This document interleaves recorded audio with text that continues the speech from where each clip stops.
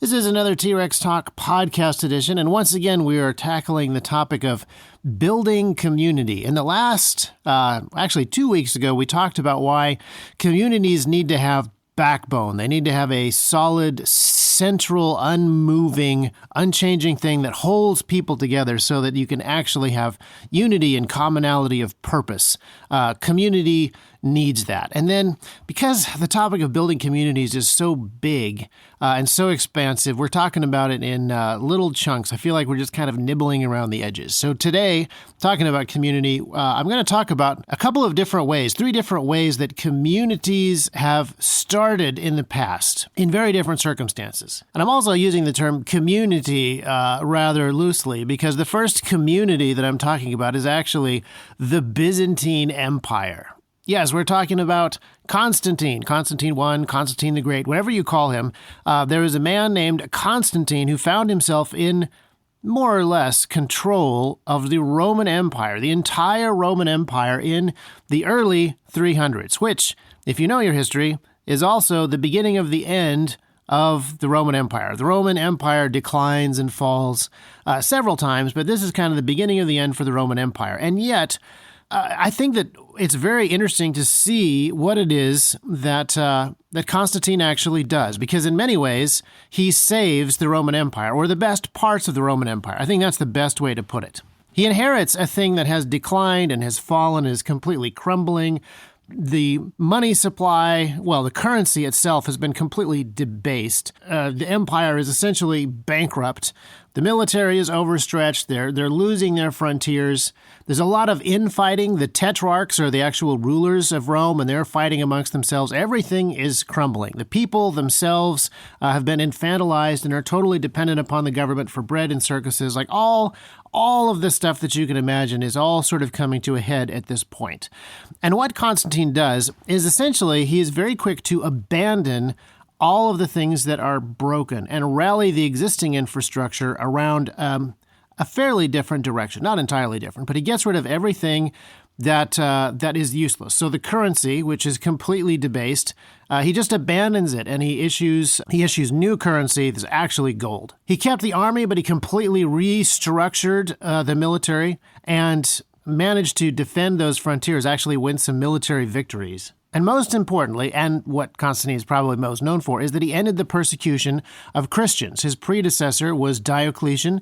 Diocletian had launched the most heavy-handed persecution of Christians in Roman history. The way that he was treating individual Christians is just unthinkable, and his soldiers were wiping out tens of thousands of Christians at a time when they found them in town. So very heavy-handed persecution, which had a very negative effect, obviously, on the Christians themselves, but it actually had a very negative effect on the entire empire. The way that the empire was treating some of its most useful and helpful and constructive citizens was very damaging to the empire and was very damaging to the morale of the other people. Even the other people who were happy to see the Christians go were supporting a very large and tyrannical and problematic military regime that ended up creating a bunch of infighting amongst the tetrarchs, and it was just, again, everything was kind of falling apart.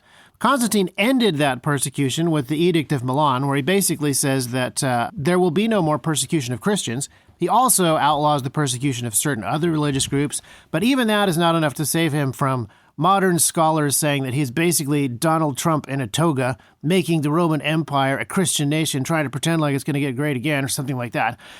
He is hated by all secular scholars for becoming a Christian and making the country a Christian, and these are apparently the only thing that you're not allowed to do as a Caesar, as an Augustus. But what's actually one of the most important things that he does is, after abandoning the persecution of Christians, after he abandons the totally inflated currency, after he abandons the tetrarchs and he abandons some of the militarized senators and some of the politicized military commanders, he also abandons Rome herself, at least the city. He moves the capital of Rome eastward to the city of Byzantium, which he then names after himself. He names it Constantinople, of course. And this is actually incredibly important for what happens next, because what happens next is everything that was too damaged to survive doesn't survive, and everything that Constantine has rallied around and reinforced does survive. And the Eastern Empire lasts for 1,000 years, which is actually kind of mind-boggling to me. If you look at the great empires of the past, Roman, Greek, when you see what people like Alexander the Great did, or you look at Babylon, or you look at the Persian Empire, these empires are massive, they grow very quickly, and then they're gone also very quickly. An empire that lasts for 1,000 years, a country that lasts for 1,000 years is rare enough. Something that Constantine did made it possible for the work of Rome, which lasted for hundreds of years, to actually go on fortified by the Christian church and fortified by cultural advances.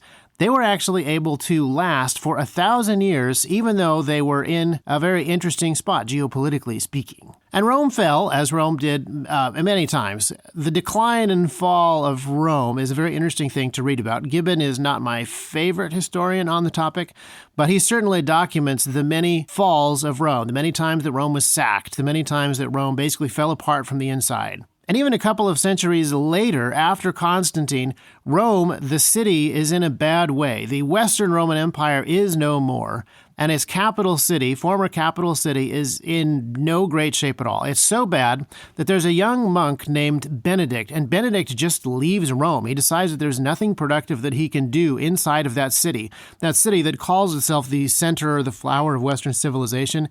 He decides he can't do anything productive there, and he leaves. And after spending a little bit of time as a hermit in a cave, thinking and praying about what would be productive, he goes out and he starts building monasteries, and he establishes the rules of Benedict, which are ways for monks to live, centered around not just prayer, not just spiritual things, but also physical things like work. And what he builds is incredibly powerful. And he's in a very different position than Constantine. He's not a man that has any authority. He's not a man that has any power. He's not a man that has any resources that he can mass together. He goes out and he builds basically from scratch.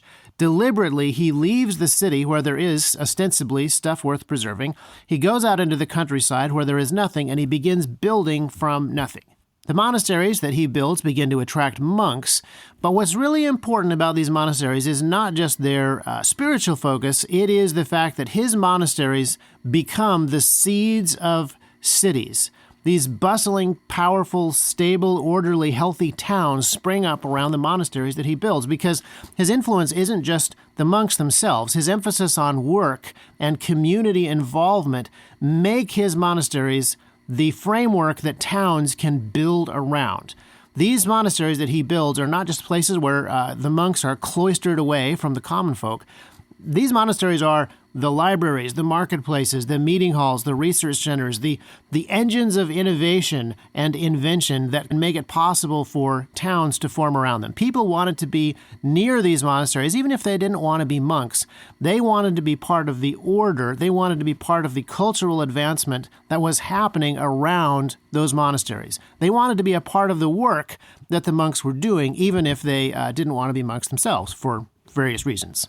And one of the reasons that I'm talking about Benedict, even though I think he's a great example of this, is there's a book by Rod Dreher called The Benedict Option. And he is basically saying to Americans, and American Christians more specifically, now is the time for you to consider doing what Benedict has done. It's time to go and build in the countryside. It's time to just kind of withdraw from systems that are not worth saving. If you're not Constantine I and you can't just replace the broken systems, just pull out of the systems and go build your own thing. And I'm going to talk a little bit more about that book kind of towards the conclusion of this, but it's interesting that this conversation is happening in the United States right now. But the fruit of Benedict's labors inside of Western Europe is phenomenal, and it's hard to actually classify everything, all the levels of influence that he had, but it probably cannot be understated. And it's interesting that this one monk who had nothing, who left Rome, the very center of the church, the very center of everything, that's what the people who lived in Rome thought, he actually had a far greater effect and probably saved Italy, and probably a lot of it, but he definitely saved Italy from the total decadence and collapse that Rome kept having over and over and over again. I think that he was far more instrumental in that than any of the really important and powerful people of the time inside of Rome that were trying to make these very high-level, top-down sort of cultural decisions. The work of people going out into the countryside and building stuff from the bottom up and building culture and building families, building communities is really what enabled the Western Europe, which is just in a complete shambles at this point, to grow up to the point that it is economically powerful, even more powerful than that Eastern Empire, which, I remind you, at this point in time is still going. It's still ticking along very happily and will do so for, again, 1,000 years, which is just an amazingly long amount of time. And Benedict doesn't just save the Italian countryside from being in a shambles. He really sets the tone for the way that communities are built and the way that cultural and civilization advancement happens inside of Western Europe. So if we flash forward a couple of hundred years, we get to a guy named Boniface. Boniface is a guy who, like Benedict, is born in a city in a relatively peaceful place in England, Anglo-Saxon England, and he leaves so that he can be a missionary in Germany. Germany is a very wild, terrifying place. Rome was not able to conquer Germany. The Western Empire, what's left of it, the bits and pieces of it, have not been able to conquer Germany. All the crazy tribes out there, the Ostrogoths, the Visigoths, the other Goths, they're all just pretty much ungovernable, untamable, unreachable, and very, very fierce. And Boniface just goes out there. And the first thing that he does in recorded history, I'm sure he did other stuff. The first thing that he does is go out, interact with some of the tribes, find out about their religion, and then go to the biggest, most important, most mystical oak tree that they use to worship Thor, who at the time was a very serious god, not somebody played by an Australian, but a very serious god that people really worshipped. And he chopped that tree down. They told him that if he chopped the tree down, he would be killed by Thor. And he chopped the tree down anyway and used the wood to build a church. This is a very symbolic thing that people talk about in hindsight as being like not that big a deal, just purely a publicity stunt kind of thing. I don't believe that it was a publicity stunt. That is not a symbolic thing for people who actually positively believe in the lightning powers of Thor and actually positively believe that Christ will support building a church and that he will save the people who are around it. These are people who are not doing publicity stunt stuff. These are two groups of people who have actual, serious religious faith.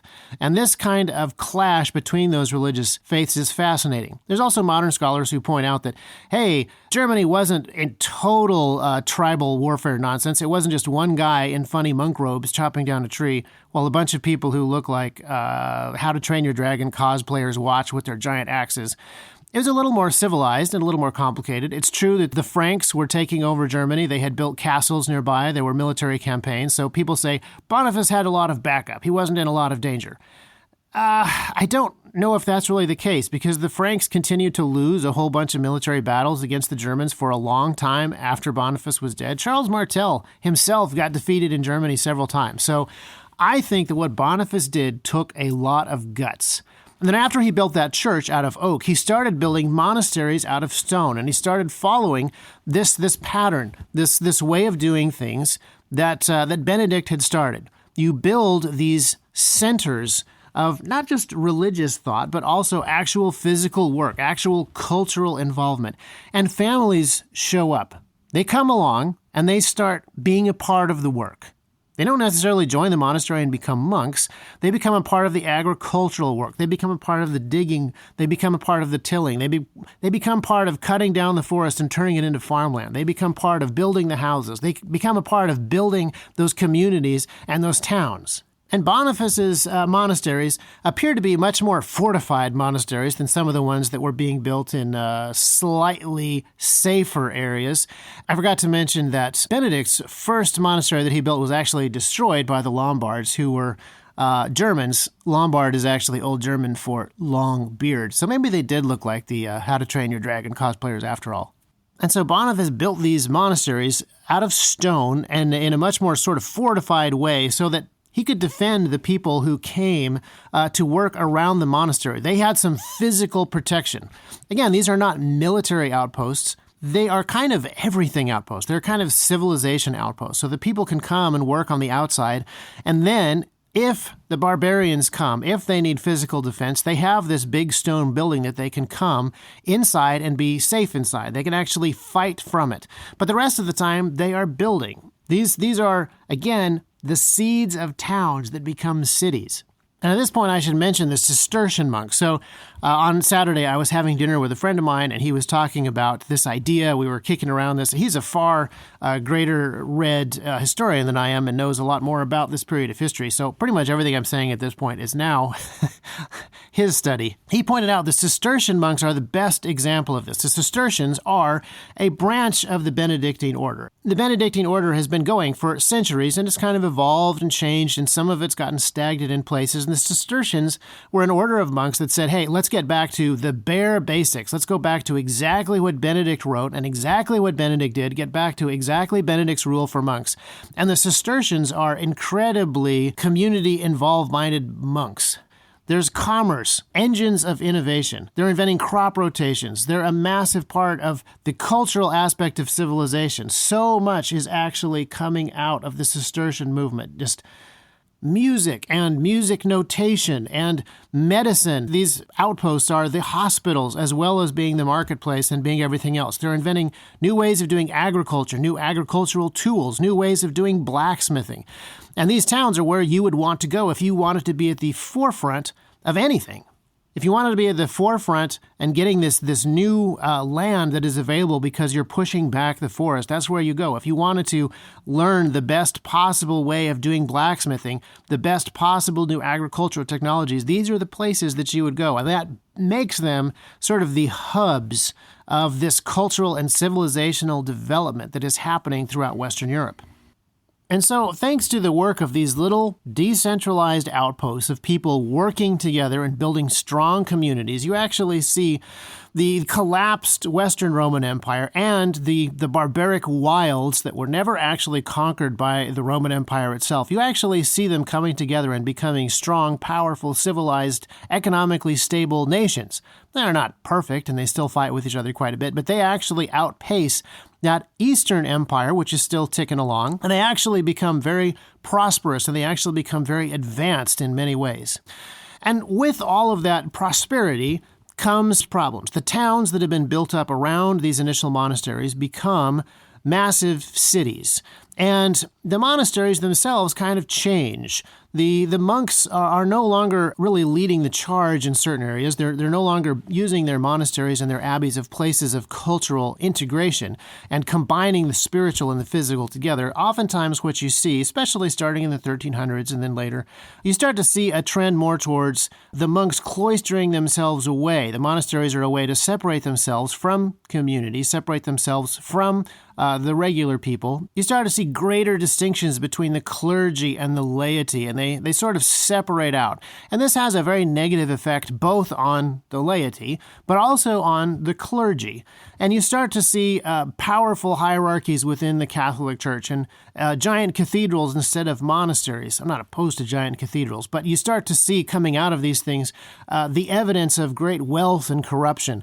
And the city of Rome starts to look less like it did after being rejuvenated around Benedict's time. You start to see it look more like it did during Diocletian's day. You start to see the decadence and the corruption in Rome once again. And you start to see that throughout basically all of Western Europe. These cycles tend to repeat themselves in different ways, even when there are different religious structures in places.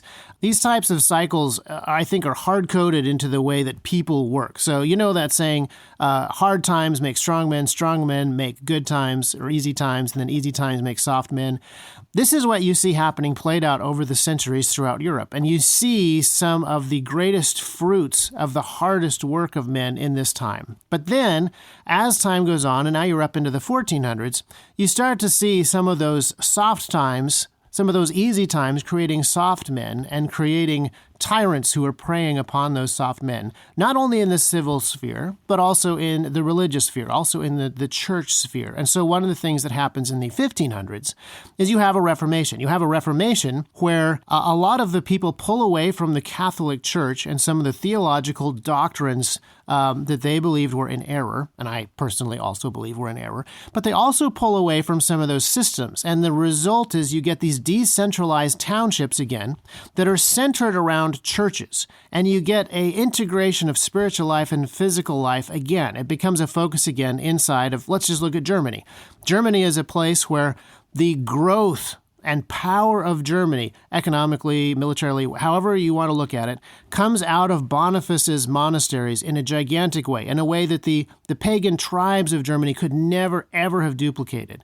And then you see a tremendous amount of stagnation over the next few centuries.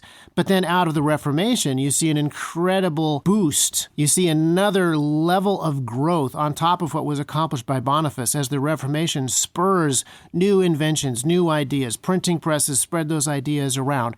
And a lot of these things, I think, are really possible because of the communities of these little townships. The Reformation allowed them to have the sort of decentralization and the sort of legal freedom that they needed to do things, but they were still centered around churches, and they were still centered around these centers of preaching and teaching. And the Reformation, if you look at guys, particularly guys like Calvin, who came later, he integrates theology and business in a very significant way. So not cloistering religion away in a place where only special people have it, but he spreads it around, makes it accessible to everybody. And the result of that has ramifications that extend far beyond the church, or far beyond religious thought, or far beyond theology as it is talked about in books. You actually see that having a massive effect on the way that business is conducted. You see that in the way that countries are governed. You see that in having tremendous effects over all of Europe. So as we look at these cycles repeating, I think that these are several things that are really worth looking at. And the three men that I talked about, Constantine, Benedict, and Boniface, I think are examples of, I don't want to say that there's no wrong way to do this, because there certainly are wrong ways to do this. Diocletian is a great example of that. But you will find yourself personally in situations that are very different from situations that other men are in. Constantine had resources and opportunities that Benedict did not, and so he went about preserving community in a very different way, and it bore tremendous fruit. And then Benedict has far fewer resources, but even though he has fewer resources, in some ways he has opportunities that allow him to do even more. He builds something, a movement that is able to take Western Europe in a direction that even this stable Eastern Empire is not able to do. So it's really fascinating to study these things and look into the way that these things are applied by different people. Then Boniface comes along. He also has nothing, but instead of building in nowhere, he goes into hostile territory and is able to build communities and build networks of people that bear tremendous fruit even in hostile territory. And I don't want to go into exactly where I think we are today in the United States, which part of the cycle we're in, but I would advise that some of you read the book, The Benedict Option by Rod Dreher. Not everybody, because I will say this about the book. I appreciate the book, but in some ways I feel like it's really simple, easy stuff. My parents began homeschooling me when I was very young, and this was a long time ago. And they certainly weren't the first people to homeschool. Over the last 30 or 40 years, millions of people have pulled their children out of public schools. Tons of people have left their jobs where they weren't really able to do what was right and pursued smaller entrepreneurial ventures where they would have more freedom and more ability to build what is important. Even today, we can see there's movements where people are unplugging from Netflix and they're moving away from the cities. They're wanting to be part of small communities. So in many ways, I would say that the ideas that are in the Benedict option, for a lot of people, they're not new ideas and they're not really even presented in ways that cause you to dig real deep in there. I'd actually hope that there was more talking about Benedict the man inside of the Benedict option. But Rob Dreher does a great job of presenting some of these ideas and presenting some of the situations that we find ourselves in today in 21st century America and talking about the ways that we might pull out. But again, there's a lot of people who are already wanting to disconnect themselves from the big, faulty, problematic systems that exist and build smaller, more community-based systems. This is not, in many ways, a new idea, and for a lot of folks, this isn't a particularly hard sell. I would say that a much better book to read is Rob Dreher's next book, which is Live Not by Lies. And I talked about that book in a previous podcast on propaganda. I recommend the Benedict option, but if you're listening to this podcast, you probably already have thought about a bunch of that stuff. So it's not necessarily required reading at this point. And if you've listened to this far, then maybe you think that this idea of building community or the job of building communities is as interesting as I do. I love this topic. It's kind of off topic for T-Rex. It's not directly connected to the gear or the training that we generally cover, or the manufacturing or the business side of things that we usually talk about. But this is very much on brand for us, in my opinion. The being more able to protect your family, being able to take more personal responsibility. I think that is very much in line with this. And while it's a very fun topic to talk about, I also feel like I'm fairly unprepared. A lot of what I'm talking about is highly theoretical. Here in Hickman County, we're in a very small county, and T-Rex Arms is a company that is just large enough that we are starting to build a lot more relationships in the community just through people that we have hired and just through people that we've gotten to know along the way. And we are starting to build some of those relationships that I think are really beneficial for that type of community building. And yet it's still such early days. I really don't feel like we can look back and draw too many really helpful lessons yet. But fortunately, history is full of phenomenal examples of men like Boniface, men like Luther, men like Calvin. These are guys who history will usually focus on one aspect of their lives. For Boniface, it's the time that he chopped down the tree. For Luther, it's the time that he nailed the 95 Theses up on the door of Wittenberg Church. And yet, these guys spent decades of their lives building communities, and those little tiny snapshots, those little tiny instigating moments of their lives are very important, but there's so much else that they actually did. There's so much else that they actually were able to accomplish through the boring, everyday work of building those monasteries and just being there for the people that they were working with. And I think that those are really the important lessons that we should take away, or not lose sight of, even when we look for those very exciting, flashy moments of chopping down oak trees. And as usual, I really have no idea how to end the podcast because I honestly don't know how many of you listen this far. So I guess I'll see you next week.